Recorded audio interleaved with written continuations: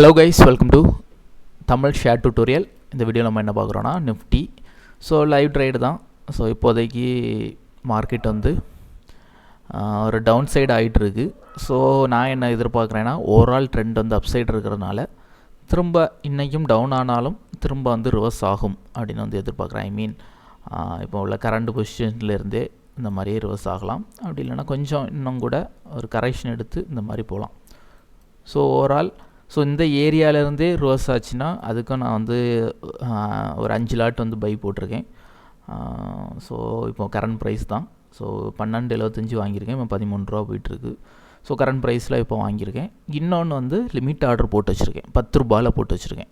10 ரூபா மீன்ஸ் இந்த ரேஞ்ச் வரும்போது 10 ரூபா வரோன்னு நம்ம அஸ்யூம் பண்ணி தான் போட முடியும். ஏன்னா இது ஆப்ஷன் ட்ரேட், நம்ம டைரெக்டாக நிஃப்டியில் பண்ணல.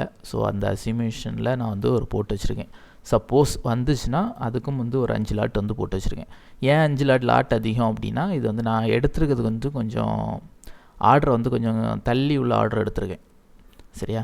ஸோ 19,900ங்கிறது ரீச் ஆகுமா ஆகாதா அந்த டவுட்டில் உள்ள ஆர்டர். ஸோ அதனால் நம்ம கொஞ்சம் சீப்பாக வந்து கிடைக்கும். ஸோ அதனால் கொஞ்சம் லாட் அதிகமாக எடுத்து போடலாம்.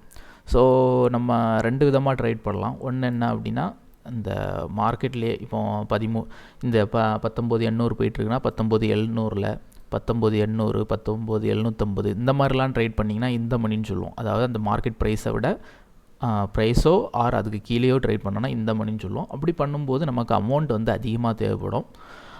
ஸோ இது அமௌண்ட்டை குறைக்கிறதுக்காக நான் அந்த மாடலில் பண்ணியிருக்கேன். இது வந்து ஆப்ஷன் பை தான். ரீசன் என்ன அப்படின்னு பார்த்தீங்கன்னா, ஓவரால் ஃபண்டே நான் வந்து ஒரு 20,000 ரூபாய் தான் டெபாசிட் பண்ணி இந்த டைம் ட்ரேட் பண்ணுறேன். சரியா? ஸோ அதனால் லோ பட்ஜெட்னால ஆப்ஷன் பையில் ட்ரேட் பண்ணுறேன். ஆக்சுவலாக எனக்கு ஆப்ஷன் செல் ட்ரேட் பண்ண தான் பிடிக்கும். ஓகே கைஸ், காலையில் வந்து மார்க்கெட்டு ஓப்பன் ஆகும்போது 2 ஆர்டர் எடுத்திருந்தேன். ஸோ அதுக்கு பிறகும் பார்த்திங்கன்னா ஒரு ஆர்டர் வந்து லேட்டராக எடுத்தேன். ஸோ இது பார்த்திங்கன்னா 19,850 கால் ஆப்ஷனில் வந்து ஒரு ஆர்டர் எடுத்திருந்தேன். ஸோ ரெண்டுமே வந்து ஓரளவு ஃபஸ்ட்டு எடுத்த ஆர்டர் பார்த்திங்கன்னா ரொம்ப டைம் டிகே ஏறலை. ஏன்னா ரொம்ப நான் வந்து டைம் டிகேனால் வந்து ப்ரைஸ் வந்து அப்பே ஆகலை. காரணம் என்னென்னா, ரொம்ப அவுட் ஆஃப் ஸ்டாக் வந்து எடுத்துட்டேன். ஸோ அவுட் ஆஃப் த மணியில் எடுத்துட்டேன். ஸோ அதனால் ஒரு ஸ்டேஜில் வந்து என்னடா மூவே ஆக மாட்டேங்குதேன்னு தோணுச்சு. ஸோ அதனால் க்ளோஸ் பண்ணிட்டேன். ஸோ செகண்ட் வந்து அதோட கம்மியானது வந்து எடுப்போம் அப்படின்னு சொல்லிக்கிட்டு 850 எடுத்தேன். சரியா? இதுதான் வந்து இன்றைக்கி கரெக்டாக எடுக்க வேண்டிய ஸ்டாக்னால் இதுதான். ஒரு 50 பாயிண்ட் முன்ன பின்ன எடுத்தோன்னா நமக்கு கரெக்டாக இருக்கும். ஸோ அடுத்து 850 எடுத்தேன். ஸோ 850 இன்றைக்கி கண்டிப்பாக போகணும். ஸோ அதே மாதிரி மார்க்கெட் வந்து கிளியராக மார்க்கெட் நம்ம நினச்ச மாதிரி அப்பாச்சு. ஸோ ஓவரால் ஈவினிங் வரைக்கும் வெயிட் பண்ணால் மேபி நல்லா பெரிய ப்ராஃபிட் கூட போகலாம். ஏன்னா ஆல் டைம் ஹையை நோக்கி தான் மார்க்கெட் வந்து போயிட்டுருக்கு. ஸோ அதனால் மார்க்கெட் நமக்கு ஓரளவு ப்ராஃபிட் வந்து கொடுத்துச்சு இன்னைக்கு. ஸோ அதனால் க்ளோஸ் பண்ணிட்டேன். க்ளோஸ் பண்ணதுக்கு மெயின் ரீசன் என்னென்னா, ஆப்ஷன் பைனால். ஆப்ஷன் செல்லுனா நான் வந்து ஈவினிங் வரைக்கும் வெயிட் பண்ணி ஃபுல் டிகே நம்ம வந்து எடுத்துருக்கலாம். ஸோ ஆப்ஷன் பையில் நம்ம வந்து ஈவினிங் வரைக்கும் வெயிட் பண்ணிகிட்ருக்குது அந்தளவுக்கு சரியாக இருக்காது. ஏன்னா மேபி கடைசி நேரத்துலலாம் டவுன் பண்ணிட்டாங்கன்னா நமக்கு வந்து வந்த ப்ராஃபிட் போயிடும். ஸோ அதனால் ஓவரால் க்ளோஸ் பண்ணிட்டேன். இன்றைக்கி அரௌண்ட் கிட்டத்தட்ட ஒரு 6,000 ரூபாய் சம்திங், 6,000 ரூபாய் வரல, 5,900 ரூபாய் பக்கத்தில் ப்ராஃபிட் வந்திருக்கு. ஸோ நேற்று வந்து ஒரு 1,800 ரூபாய் ப்ராஃபிட். ஸோ 20,000 ரூபா வச்சு ட்ரேட் பண்ணி இவ்வளோ ப்ராஃபிட் எடுத்தது பெரிய விஷயந்தான். இதில் நான் தெரிஞ்சுக்கிட்டது என்ன, புரிஞ்சுக்கிட்டது என்னென்னா, ஒன்று நிஃப்டி ஃப்யூச்சரில் பண்ணணும்.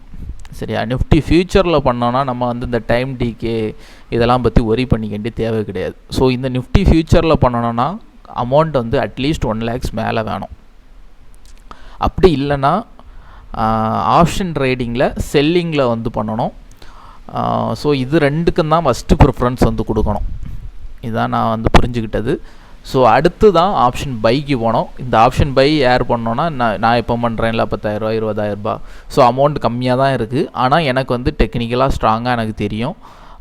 ட்ரெண்ட் லைன் தெரியும், சப்போர்ட் அண்ட் ரெசிஸ்டன்ஸ் தெரியும். ஸோ பேசிக்காக கேண்டில் ஸ்டிக் தெரியும். ஸோ இந்த மாதிரிலாம் ஸ்ட்ராங்காக டெக்னிக்கல் நாலேஜ் உள்ளவங்க மட்டும் என்ன பண்ணிக்கலாம்னா ஆப்ஷன் பையில் வந்து பண்ணிக்கலாம். சரி, ஓகே கைஸ், இவ்வளோ தான். இன்றைக்கி நான் காலையிலேயே மார்க்கெட் ஓப்பன் ஆனதுமே நான் வந்து ப்ரெடிக்ட் பண்ணேன். ஸோ ஒரு டவுன் ஆகும், அடுத்து வந்து அப் ஆகும்னு.